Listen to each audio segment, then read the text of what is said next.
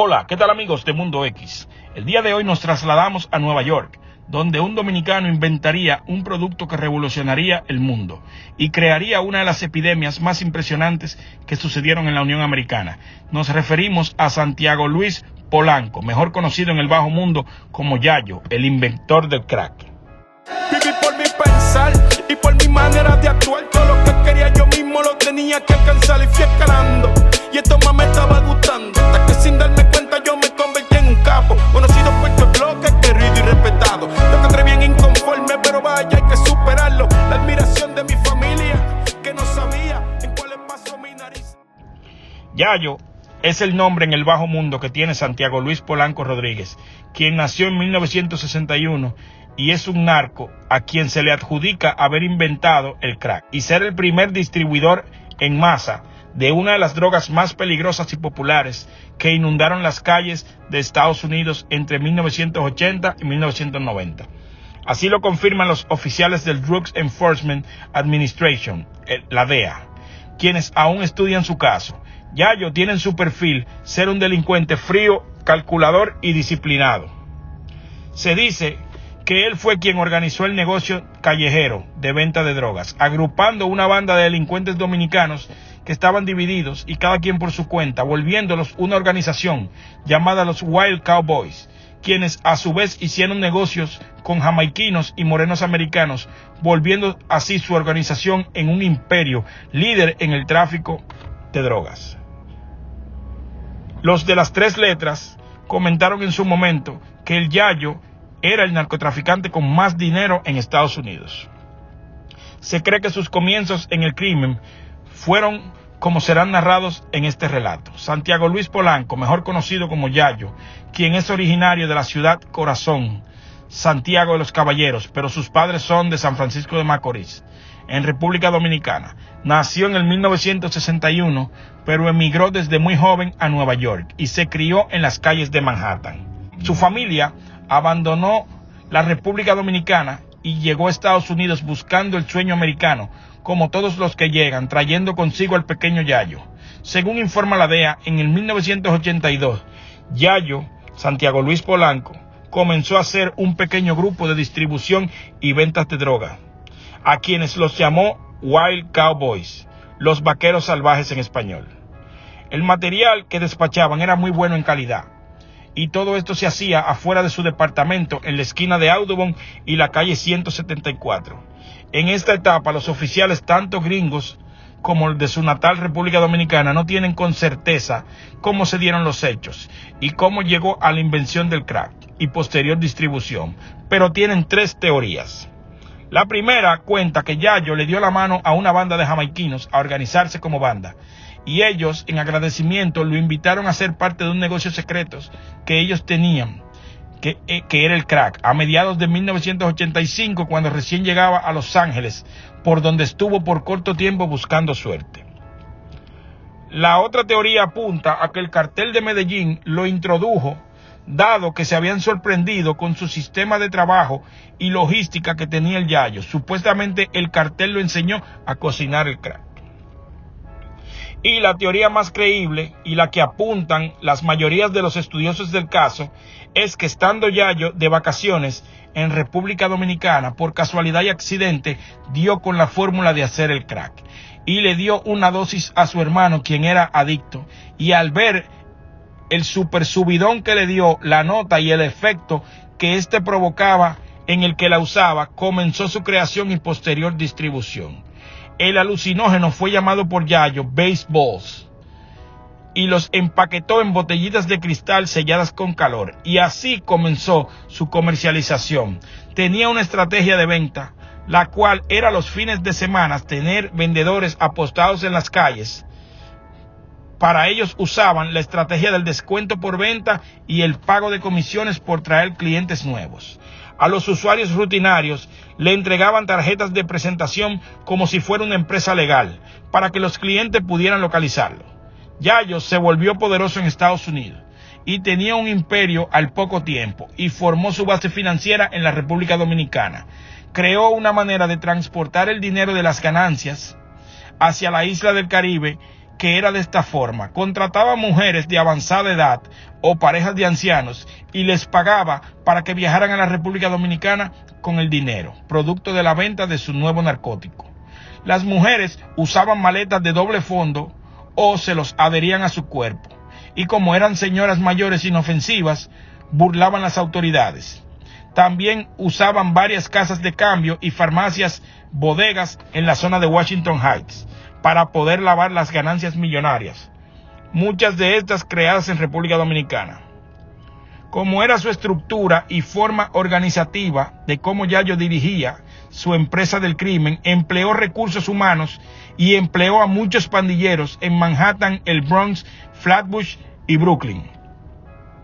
Y copiando a los carteles que estaban muy de modas en Colombia en esos tiempos, los empleó de la siguiente forma: formó círculos cerrados para así darle funciones precisas a sus empleados. Tenían varias funciones. Estaban los cocineros, estos se encargaban de crear el producto.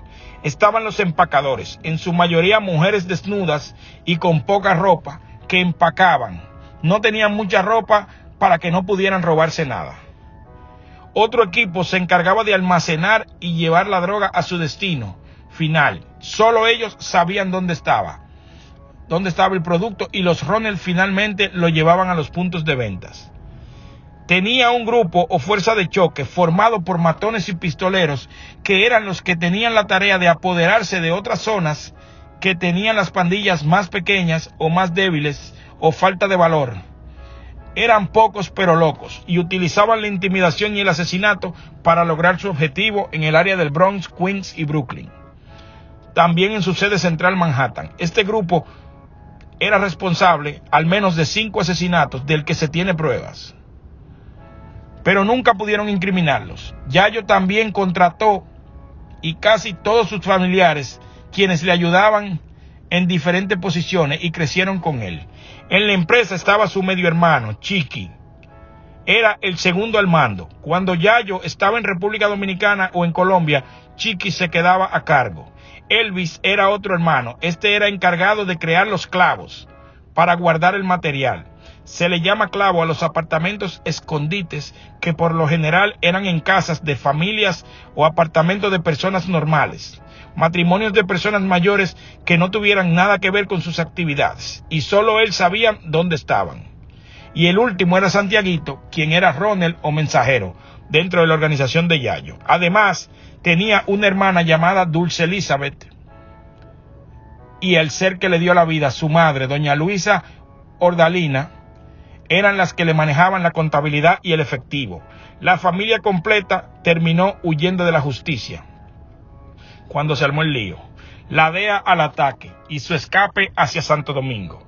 La institución gubernamental encargada de combatir el tráfico de drogas, DEAS por sus siglas en inglés, inició una campaña que tenía como objetivo explicar a las personas lo peligroso que era ese tipo de sustancia y el daño que le hacía a la salud corporal y mental de los usuarios y toda la familia. Durante esa jornada informativa, ellos reclutaron a muchos usuarios, los mal llamados en el bajo mundo como tecatos, y también narcos que habían sido arrestados y estaban dispuestos a cooperar por su libertad, y los volvió su equipo de informantes, como se le conoce en el bajo mundo, chotas, para acabar con esta epidemia por el invento de Yayo y su empresa criminal.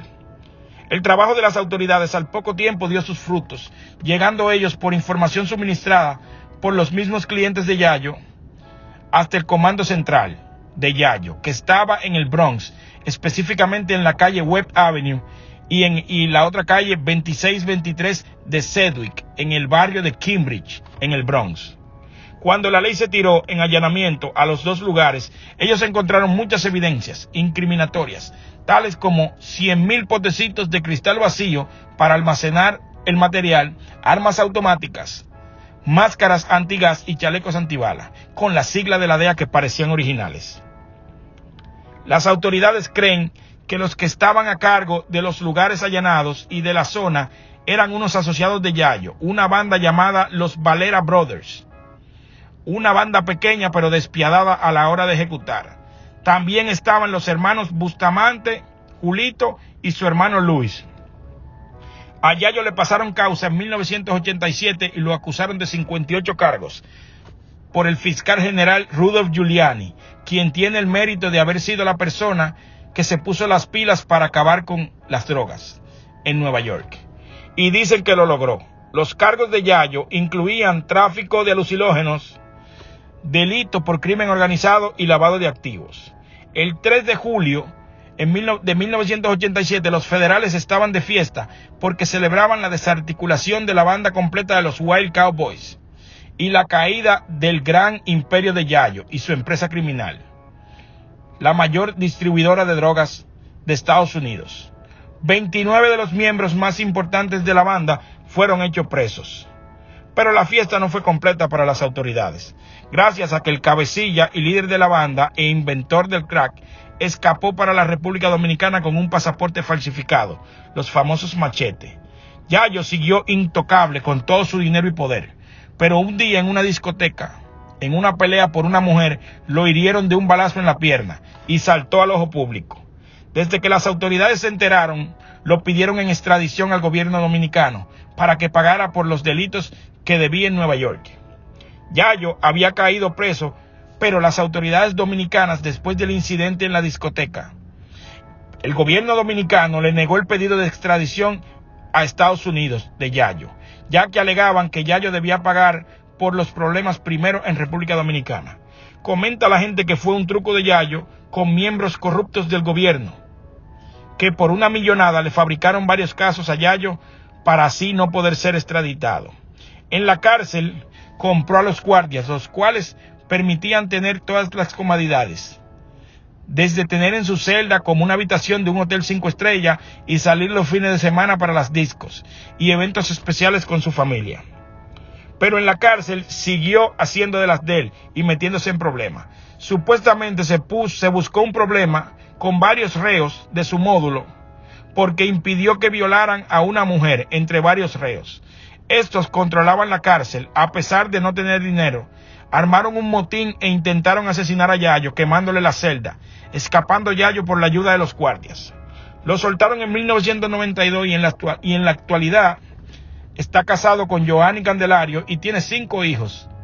El New York Times lo entrevistó, en la que aclaró que cambió su vida y que vivía de sus negocios legales y que ya no se dedicaba al crimen. La DEA y la justicia dominicana dan fe de que es cierto que se retiró y que tiene un buen comportamiento. En la isla de Santo Domingo tiene numerosos negocios, incluyendo un casino. Esto es Mundo X. Si te gustó el video, no olvides darle like, compartirlo y suscribirte. Viví por mi pensar y por mi manera de actuar. Todo lo que quería yo mismo lo tenía que alcanzar y fui escalando. Y esto más me estaba gustando.